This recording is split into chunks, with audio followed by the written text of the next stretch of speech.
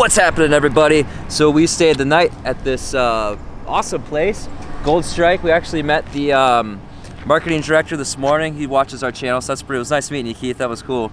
Yeah, we're gonna head off. I definitely highly recommend staying here, man. Spend some money here too. This is a cool place. I guess this time of year, in between Thanksgiving and Christmas, is a little slow, which is good for us because it was pretty quiet in there. I mean, there were definitely people, you know, gambling and hanging out and stuff, but it wasn't like a casino on the strip or something that's just insane hustle bustle. And parking was great. We parked next to the highways on the other side of this thing, but I just wore earplugs and I didn't hear a thing. I was totally fine. Slept like a baby. So we're gonna head off. I have a package waiting for me in Baker, California, and I'm gonna pick that up, and then we're gonna go and find some camping at the Mojave Preserve. I think it's Mojave Desert Preserve or something like that. Yeah, let's go. A couple things I forgot to mention are they had awesome live music, and they have a Denny's inside if you like that kind of food. And what's the other thing I was gonna say, Evie? You remember? It's not too far from Vegas. Yeah, oh yeah, if you want to go, if you have to go through Vegas, but you don't want to stop in Vegas, this is a great spot if you're coming from LA, or you just want to get away from all the people. There's so much parking there, just a ton of parking, so I know you won't have trouble finding a spot. Okay, remember what the last thing I wanted to say about that place was? I can't believe I forgot it. It's probably the coolest part. They have the Off-Road Hall of Fame. They have a ton of amazing vehicles there, off-road vehicles that have won races, and a lot of them have really cool stories behind them. They have on a plaque, and they have the original, one of the original Back to the Future cars that were in the movies, and the original Batmobile, like the original Batmobile, and a ton of the Fast and Furious cars. They have some really cool ones. You can see a lot of them at the end of my last video from yesterday, so go check that out if you haven't already. What is this up here? This is, I think it's a roller coaster. That has to be a roller coaster. What is that? You want to check it out? Yeah, let's do that. I'm hungry.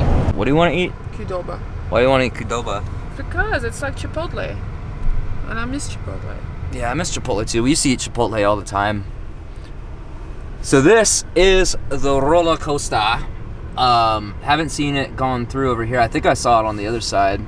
We're waiting to get through, and then I think we're just gonna go to Qdoba. She doesn't want to go on the roller coaster, right? No, I don't. Why not?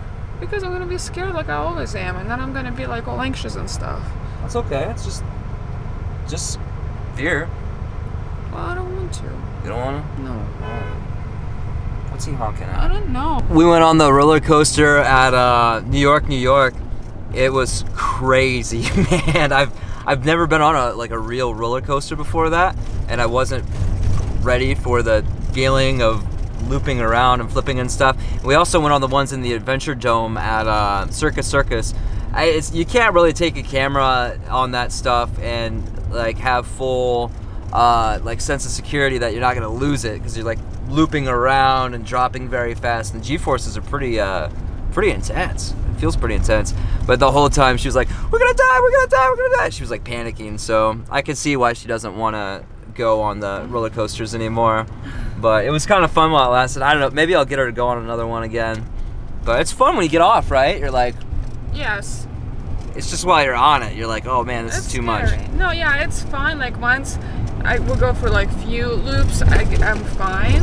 It's just, it's still scary though. What if it breaks down and we die, you know? You never know what's gonna happen. Yeah, I think they're pretty, I don't know. After that, I watched some videos of roller coaster fails, and I got kind of freaked out too, honestly. I don't know where this Qdoba is. It says to go that way. So go that way? I think we're gonna make it.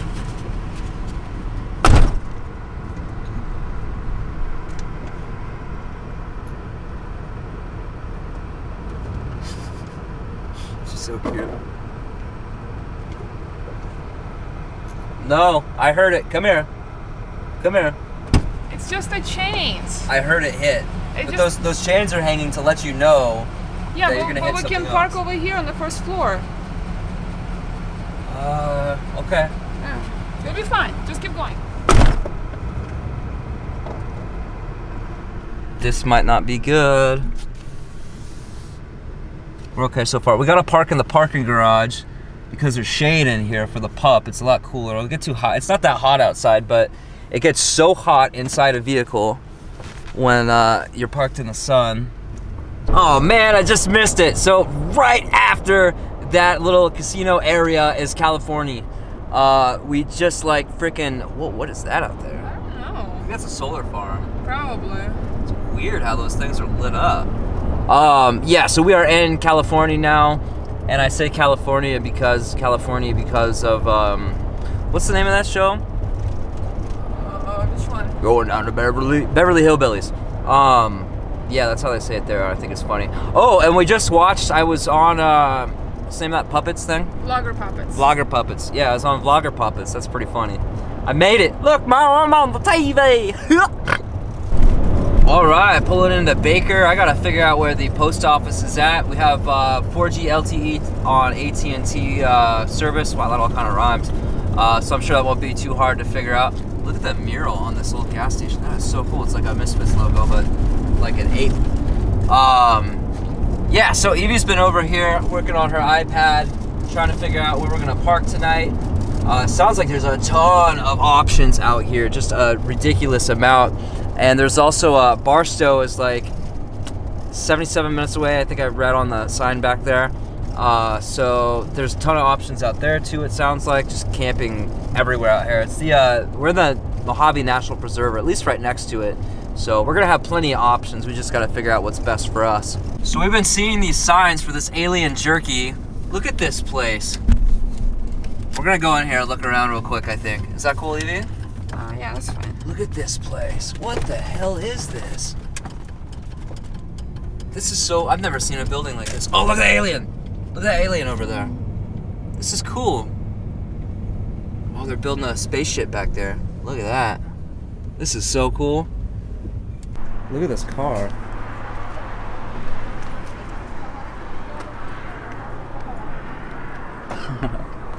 This is so cool. Parking for aliens only. Look at this little spaceship. Those aliens look scary. Yeah, they do look kind of freaky, huh? Yeah. Look at this. This is so cool, man. I wonder if aliens really do look like that. Maybe.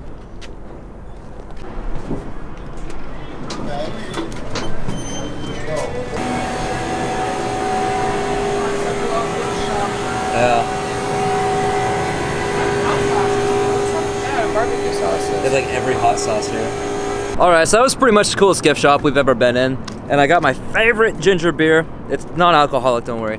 Yeah, we're gonna head to the post office real quick and see if my package is there. Maybe talk about a little bit about how that works and find our campsite. Okay, so stop by the post office out here in Baker, and they're open Monday through Friday, I think 10 or 11 or something to 4:30.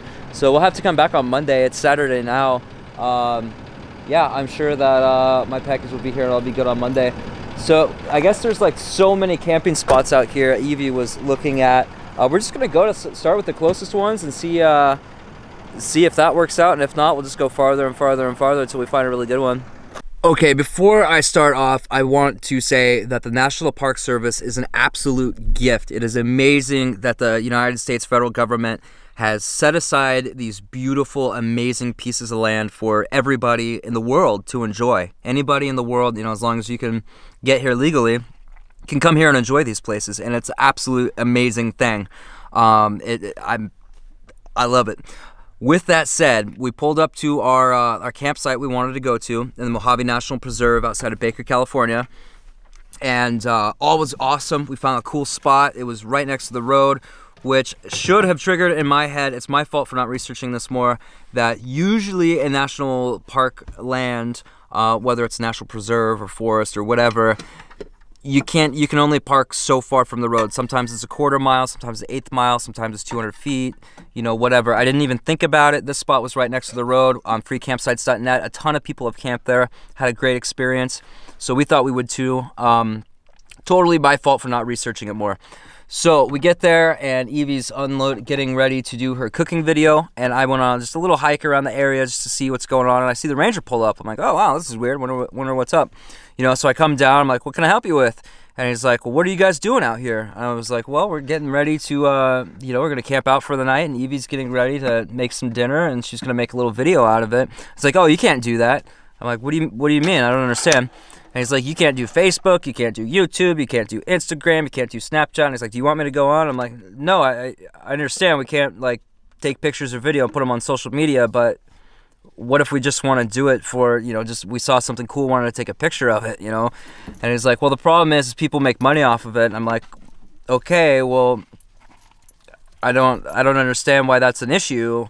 You know, it's like, well, you have to get a permit. And he started giving me the information for the person who gives us permits. And he's like, it can be a lengthy process. You have to pay. There's a bunch of people who have to approve it and do a bunch of paperwork. And those people have to get paid to do the paperwork. And it's like, okay, I'll respect. I mean, it is what it is. I'll respect that, but this doesn't really make sense. And eventually, we started talking about other things. He started being cool after that. At first, he was I think he's just a very stern person. So maybe that's just who he is. Okay. Also, you know, when you're a cop, you have to deal with a lot of ridiculous people, and it probably makes you a pretty hard person after a while. I can understand that. So anyway, we started talking about, you know, the drone laws and everything. It's like, yeah, I can't fly a drone here either, even if I need to for, you know, police enforcement purposes or whatever. I still have to get a permit, which has to filter through all these people and go all the way to DC, Washington, D.C. to the highest level to get approved. And it's like, yeah, it's crazy, I know. I'm like, yeah, it is kind of, this is like way intense for somebody who just wants to make a little cooking video, you know, like might make $10 off the video, you know, you have to go and pay hundreds and maybe thousands of dollars to get a permit, who a bunch of people have to like do paperwork to approve. That's ridiculous, man. This big government thing is way out of hand. There's so many regulations and laws. He didn't even know all the laws because they're constantly changing. They're constantly just adding more and more and more and more rules and laws and regulations. It's ridiculous, man. And initially, I don't want to get like too ranty with this, but one more thing about that. Initially, this country was set up so the federal government was very, very small, and all the power was given to the states and the counties or parishes or whatever in the cities. And it's just over time, the federal government has just gotten so big that there's so many damn regulations on everything. It just frustrates me so much, man. So anyway, after a few minutes, I was like, well, can we have a campfire here, you know, because I saw a couple fire rings, and I wanted to make sure, you know, we weren't breaking any rules there. It is the desert. It's very dry out here. There could be a fire. I want to make sure it's okay, you know. And he's like, let me go look at my sheet from his, some kind of, I think, supervisor, administrator. I forget the word he used. And it turned out that we couldn't camp within a quarter mile of the road, and we were definitely within a quarter mile. So we're like, okay, so we got to move. Okay, I get that's totally cool. I understand. My bad for not researching that and looking more into that. So we had to find a spot just out of the preserve so that we could camp overnight and film and not, you know, feel like we're at risk of getting some crazy fine for filming in a preserve. So we're out here now. We're in a spot where is okay to be and okay to film, so I guess that's a good thing. And I did a bunch of research over the last, you know, hour or so, and it turns out it's a very complicated thing. It's not as cut and dry as he was saying. There are times where it's okay to film for news. It's very not clear cut, but for news things, which vlogging would count as news because it's not purely for money, but it's funded indirectly. It's made first for art, and secondly, you know, it just happens to get money through indirect advertising, AdSense ads. And the other thing that definitely needs a permit is commercial, like filming documentaries and stuff like that, where the sole purpose is to make money. So still, I mean, you could argue either way, but it seems like for vloggers, it's okay to film in National Park Services. So I think because that law is so complicated and so like what, it doesn't even make sense. I think he didn't fully understand it, and I don't blame him one bit. But yeah, so we had to leave. We had to move, and that sucks. And Evie did not get to do her cooking video today. We're gonna go somewhere else tomorrow, or I guess here, where we could do that. So that kind of is what it is, I guess. I'm kind of frustrated about the whole getting kicked out, not being able to film, and I don't see why. I don't want to sound like, you know, the stereotypical entitled millennial or whatever, but I don't understand why anybody would think it would be a problem for her to film her video, which is probably going to get, you know, what, 2,000 views, you think? Yeah, my last video got like almost to 3,000. So yeah, 2,000 or 3,000 views, so maybe $5 to $10 max. You know, it's not like, and she just sets her camera on a tripod and cooks some food. It's not like she's got some big production, you know, a bunch of vehicles coming in here and a bunch of crazy gear, you know, in people's way and doing any harm to the environment at all. It just doesn't, it doesn't make sense to me. It's just this big, crazy government just regulating everything. It's ridiculous. So anyway, I'm going to leave you guys with that. Thanks for watching. I'll see you next time. Love you,